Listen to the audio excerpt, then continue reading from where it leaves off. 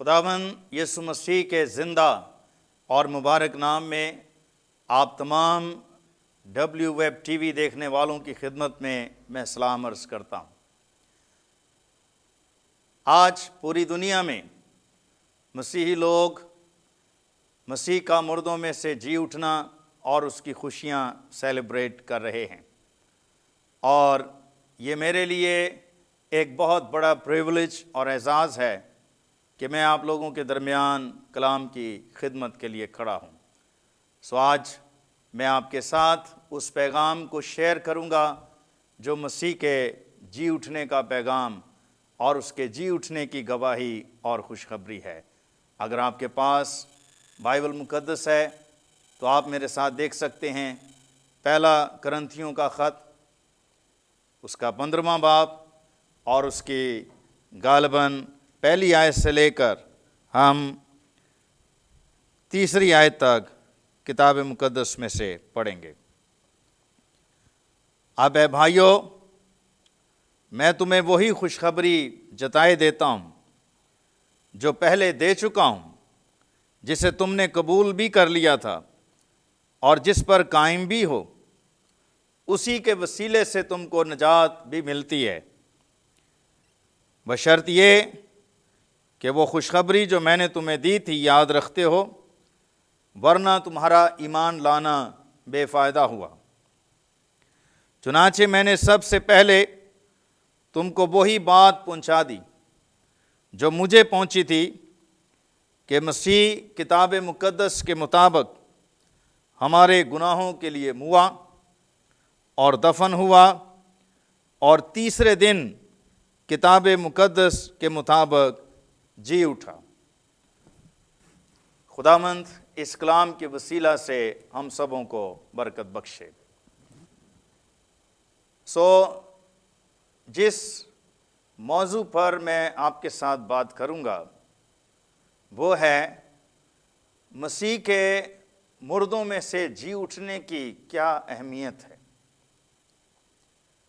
مسیح کا صلیبی کفارہ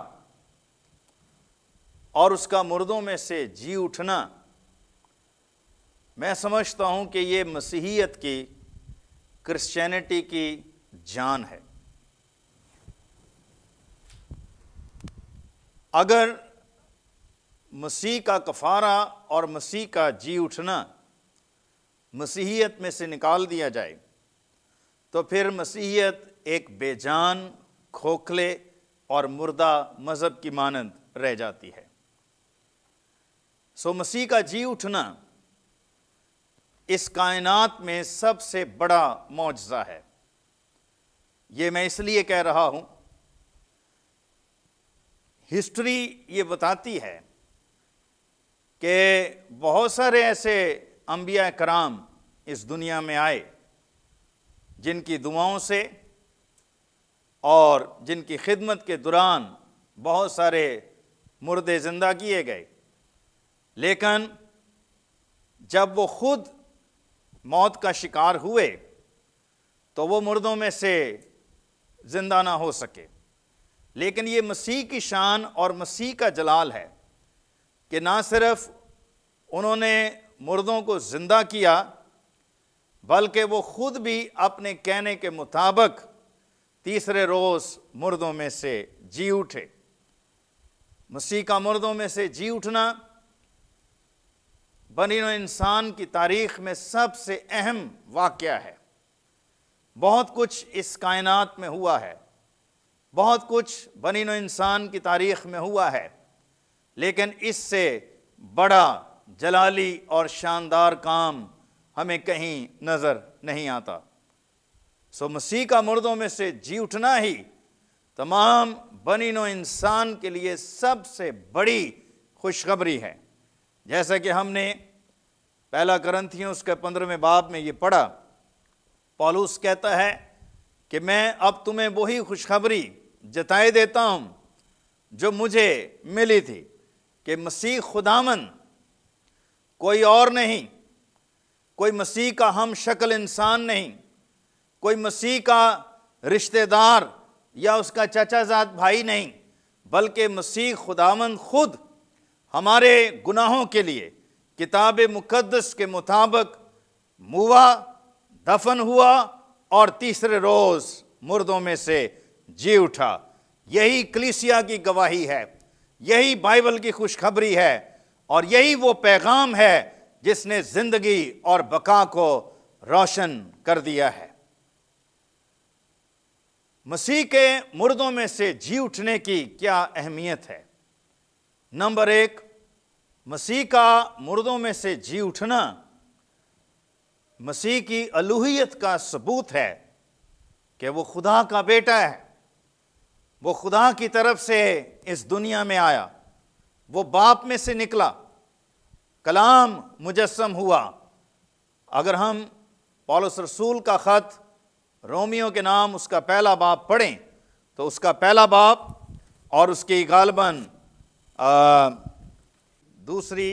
اور تیسری آیت میں پڑھوں گا، جس کا اس نے پیشتر سے اپنے نبیوں کی معرفت کتاب مقدس میں اپنے بیٹے ہمارے خداوند یسوع مسیح کی نسبت وعدہ کیا تھا، جو جسم کے اعتبار سے تو داؤد کی نسل سے پیدا ہوا، لیکن پاکیزگی کی روح کے اعتبار سے مردوں میں سے جی اٹھنے کے سبب سے قدرت کے ساتھ خدا کا بیٹا ٹھہرا۔ میں یہ کہہ سکتا ہوں کہ داؤد کی نسل سے پیدا ہونا یا بیت لحم افراطہ کی چرنی میں پیدا ہونا، یہ خداوند یسوع مسیح کے مسیح موعود ہونے کی عادی سچائی ہے، لیکن پاکیزگی کی روح کے اعتبار سے مردوں میں سے زندہ ہونا، یہ مسیح موعود ہونے کی پوری سچائی ہے۔ مردوں میں سے جی اٹھنا ہی نہ صرف اس کی الوہیت کا ثبوت ہے، بلکہ مسیح کی منفرد زندگی بخش تعلیم اور اس کے سب سے بڑے داموں کا ثبوت ہے، جیسے کہ اس نے فرمایا کہ قیامت اور زندگی تو میں ہوں۔ وہ جو مردے زندہ کرتا ہے وہ خود بھی تیسرے روز مردوں میں سے جی اٹھا۔ ایک روز شاگردوں کو ہیکل مقدس کی عمارت دکھاتے ہوئے خداوند یسوع مسیح نے یہ کہا کہ تم اس ہیکل کو دیکھتے ہو، اگر تم اس مقدس کو ڈھا دو گے تو میں اسے تیسرے روز پھر اٹھا کھڑا کروں گا۔ یہ ہیکل گرائی گئی، یہ مقدس ڈھایا گیا، لیکن روح القدس کی قدرت کے باعث یہ مقدس 3 دن کے اندر تیسرے روز خداوند یسوع مسیح مردوں میں سے جی اٹھا۔ اور پھر دوسری بات، مردوں میں سے مسیح کا جی اٹھنا جو ہے اس کی کیا اہمیت ہے؟ مسیح کا مردوں میں سے جی اٹھنا جو ہے یہ تمام بنی نوع انسان کو زندہ امید بخشتا ہے۔ اگر آپ میرے ساتھ پہلا پطرس کا خط دیکھیں، جہاں یہ لکھا ہے، پہلا پطرس کا خط اس کا پہلا باب اور اس کی غالباً تیسری آیت، تو وہاں یوں لکھا ہے، ہمارے خداوند یسوع مسیح کے خدا اور باپ کی حمد ہو، جس نے یسوع مسیح کے مردوں میں سے جی اٹھنے کے باعث اپنی بڑی رحمت سے ہمیں زندہ امید کے لیے نئے سرے سے پیدا کیا۔ مسیح کا مردوں میں سے جی اٹھنا تمام ایمانداروں کے لیے، تمام بنی نوع انسان کے لیے ایک زندہ امید ہے۔ آج پوری دنیا میں بہت سارے لوگ اپنے خراب حالات اور مسلسل پریشانیوں اور بیماریوں اور غربت اور طرح طرح کے برے حالات کی وجہ سے اپنے آپ میں مایوس اور نا امید ہیں۔ آپ شاید اس سے اتفاق کریں، بہت سارے قیدی ہر سال جیلوں میں اس لیے مر جاتے ہیں، خاص طور پر وہ قیدی جیلوں میں ہر سال مر جاتے ہیں جن کو اپنی رہائی کی امید نہیں ہوتی، جو مایوس اور نا امید ہوتے ہیں۔ طبی ماہرین کا یہ کہنا ہے کہ کوئی انسان روٹی کے بغیر 40 دن تک زندہ رہ سکتا ہے، کوئی انسان پانی کے بغیر 3 دن تک زندہ رہ سکتا ہے، اور شاید کوئی انسان ہوا کے بغیر 3 منٹ تک زندہ رہ سکتا ہے، لیکن کوئی شخص امید کے بغیر شاید صرف 1 سیکنڈ ہی زندہ رہ سکتا ہے۔ یہ امید اتنی ضروری چیز ہے، یہ امید اتنی اہم چیز ہے۔ زندگی امید میں ہے، خوشی امید میں ہے، برکت امید میں ہے، تازگی امید میں ہے، قوت امید میں ہے۔ اگر امید ختم ہو جائے تو انسان اندھیروں اور غموں کا شکار ہو جاتا اور اس کا سفر موت کی طرف شروع ہو جاتا ہے۔ لیکن ہم خدا باپ کا شکر ادا کرتے ہیں جو حمد کے لائق ہے، جو تعریف کے لائق ہے، جو عزت اور جلال کے لائق ہے، جس کی بڑی رحمت کے باعث مسیح کے مردوں میں سے جی اٹھنے کے سبب سے اس نے ہمیں زندہ امید کے لیے نئے سرے سے پیدا کیا ہے۔ سو مسیح کے جی اٹھنے کے باعث ہمیں ایک امید ملی ہے جو ہماری زندگی کا، ہماری قوت کا، ہماری شفا کا، ہماری تازگی کا باعث بنی ہے۔ اگر مسیح مردوں میں سے نہ جی اٹھتا تو ہم نا امید ہوتے۔ اگر مسیح مردوں میں سے نہ جی اٹھتا تو میں یہ کہوں گا کہ ہم اس دنیا میں سب سے زیادہ بد نصیب لوگ ہوتے۔ لیکن ہم خدا کا شکر ادا کرتے ہیں جس کی قدرت کے باعث، جس کے روح کی قدرت کے باعث مسیح اپنے کہنے کے مطابق تیسرے روز مردوں میں سے جی اٹھا اور اس نے ہمیں زندہ امید بخشی ہے۔ تمام مایوس اور نا امید لوگوں کے لیے اس نے امید کا دروازہ کھول دیا ہے۔ میں ایک ایسی عورت کی کہانی آپ کے ساتھ شیئر کروں گا جس کا نام پیگنینی تھا۔ یہ امریکہ کے ایک ریاست کی رہنے والی خاتون تھی جو وائلن بجانے کی بڑی ماہر تھی۔ ایک روز وہ ایک بہت بڑی محفل میں اپنی وائلن سنانے کے لیے، اپنی وائلن کا جادو جگانے کے لیے جب وہ موجود تھی اور ہزاروں لوگ اس کی وائلن سننے کے لیے تیار تھے، بیتاب تھے، جب وہ وائلن بجا رہی تھی تو عزیز بھائیوں اور بہنوں، وائلن بجاتے بجاتے اس کی وائلن کا ایک تار ٹوٹ گیا۔ جو لوگ وائلن کے بارے میں کچھ جانتے ہیں ان کو ضرور علم ہوگا کہ وائلن کے 4 تار ہوتے ہیں، اور جب وائلن بجاتے بجاتے اس کا ایک تار ٹوٹ گیا تو یہ اس کے لیے انتہائی مایوسی کا مقام تھا، پریشانی کا یہ عالم تھا، اور اب یہ اس کے لیے ایک بہت بڑا چیلنج تھا کہ کیا وہ 3 تاروں کے اوپر ہی اپنے کام کو جاری رکھے گی یا وہ اس وائلن بجانے کو بند کر دے گی۔ جب اس کا ایک تار ٹوٹا اس نے ہمت نہیں ہاری، وہ گھبرائی نہیں، اور جو اس کے پاس 3 تار تھے وہ 3 تاروں پر اپنی وائلن بجاتی رہی۔ لیکن ہوا یہ کہ وائلن بجاتے بجاتے وائلن کا ایک تار اور ٹوٹ گیا، اور اب آپ اندازہ لگائیے کہ اس خاتون کی کتنی یہ بڑی پریشانی کا اس کے لیے عالم تھا کہ صرف اس کے پاس 2 تار ہیں،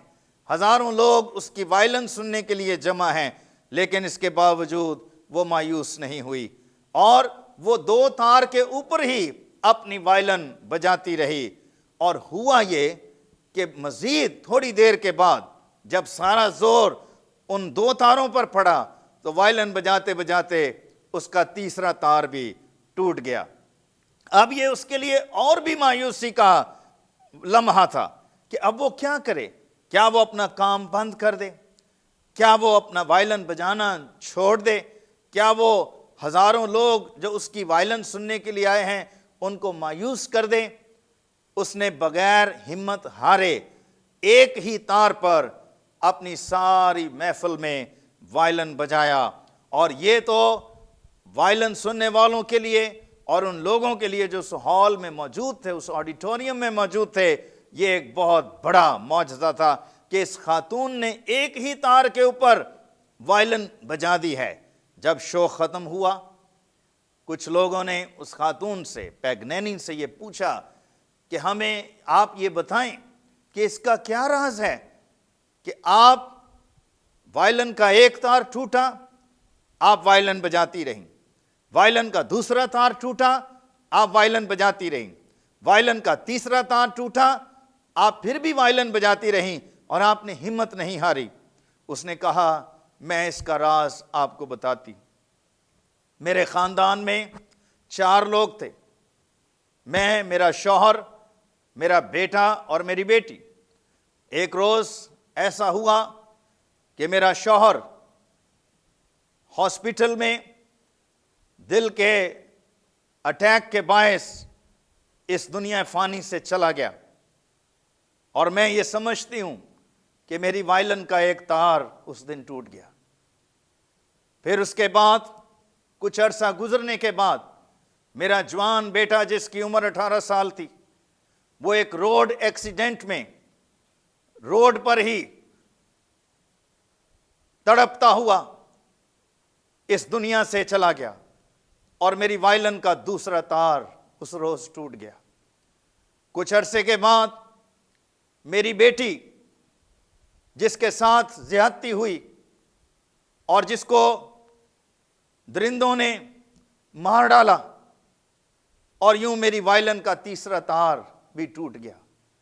اور اب ایک ہی تار میرے پاس بچا تھا، اور یہ میرے لیے انتہائی مایوسی کا عالم تھا۔ لیکن میں آپ کو اس کا راز بتانا چاہتی ہوں کہ میں نے اپنی وائلن کا ایک ہی تار جو میرے پاس بچ گیا تھا، میں نے وہ تار، وہ وائلن خداوند یسوع مسیح کے حوالے کر دی، جو ماہر کاریگر ہے، جو ماہر وائلن بجانے والا ہے، اور اس نے ایک ہی تار سے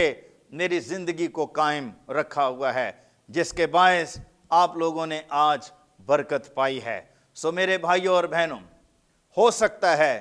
آپ میں سے بہت سارے ایسے لوگ ہوں جو اس پیغام کو سن رہے ہیں جن کی وائلن کا شاید ایک تار ٹوٹ چکا ہے، بہت سارے ایسے لوگ ہوں جن کی وائلن کے 2 تار ٹوٹ چکے ہیں، بہت سارے ایسے لوگ ہوں جن کی وائلن کے 3 تار ٹوٹ چکے ہیں، لیکن جو کچھ بھی آپ کے پاس بچا ہے، میں خدا کا خادم ہوتے ہوئے آپ کو یقین دلاتا ہوں، اگر آپ جس حالت میں آپ ہیں، جس جگہ پر آپ ہیں، جیسے بھی حالات آپ کے ہیں، اگر آپ اپنا آپ خداوند کے حوالے کر دیں گے، جو مردوں میں سے جی اٹھا ہے، جو مردوں کو جلاتا ہے، جو بڑے بڑے عجیب اور معجزات کرتا ہے، وہ آپ کے جس حالات میں بھی ہیں، وہ آپ کو انہی حالات میں آپ کے لیے زندہ امید پیدا کر دے گا، وہ آپ کے مستقبل کو روشن کر دے گا، وہ آپ کی زندگی میں خوشی لے آئے گا، آپ سب کچھ بھول جائیں گے، آپ کا ماضی جاتا رہے گا اور آپ ایک نئے انسان بن جائیں گے۔ سو مسیح کا مردوں میں سے جی اٹھنا تمام مایوس اور نا امید لوگوں کو زندگی کی نئی امید بخشتا ہے، اس کے جی اٹھنے سے ہمیں نئی امید ملی ہے۔ وہ لوگ، میں آپ کو یہ بتا رہا ہوں کہ وہ لوگ جو مایوس ہوتے ہیں ان کو خداوند کس طرح سے نئی امید بخشتے ہیں۔ مارٹن لوتھر کا شاید آپ نے نام سنا ہو۔ مارٹن لوتھر 16ویں صدی کا ایک عظیم رہبر مسیحی رہنما ہم دیکھتے ہیں۔ ایک روز جب وہ کسی ایک خطرناک بیماری کا شکار ہو گیا تو وہ اپنے اندر مایوس ہو گیا، وہ اندر ہی اندر بے چین رہنے لگا، اس نے دعا کرنا چھوڑ دی، اس نے بائبل پڑھنا چھوڑ دیا، اور وہ یہ سمجھ رہا تھا کہ شاید موت میں اور اس میں اب ایک ہی قدم کا فاصلہ رہ گیا ہے، اور دن بدن اس کے چہرے کی رونق جانے لگی، اس کی زندگی کی تازگی ختم ہونے لگی، اور وہ اپنے آپ میں مایوسیوں میں ڈوبنے لگا۔ ایک دن جب اس کی بیوی نے اس کو اس مایوس کن حالت میں دیکھا تو وہ کالا لباس پہن کر، کالا لباس ان دنوں عورتیں اس وقت پہنا کرتی تھیں جب کسی کی موت ہو جاتی تھی، جب کوئی شخص مر جاتا تھا تو اس کی عورت نے ایک دن ماتمی لباس پہن کر، کالا لباس پہن کر وہ صبح سویرے کھانے کی میز پر مارٹن لوتھر کے سامنے بیٹھ گئی۔ جب مارٹن لوتھر نے اس کو ماتمی لباس میں دیکھا تو مارٹن لوتھر یہ سمجھا کہ شاید کوئی مر گیا ہے، شاید کسی کی موت واقع ہوئی ہے۔ اس نے اپنی بیوی سے کہا کہ کیا کوئی مر گیا ہے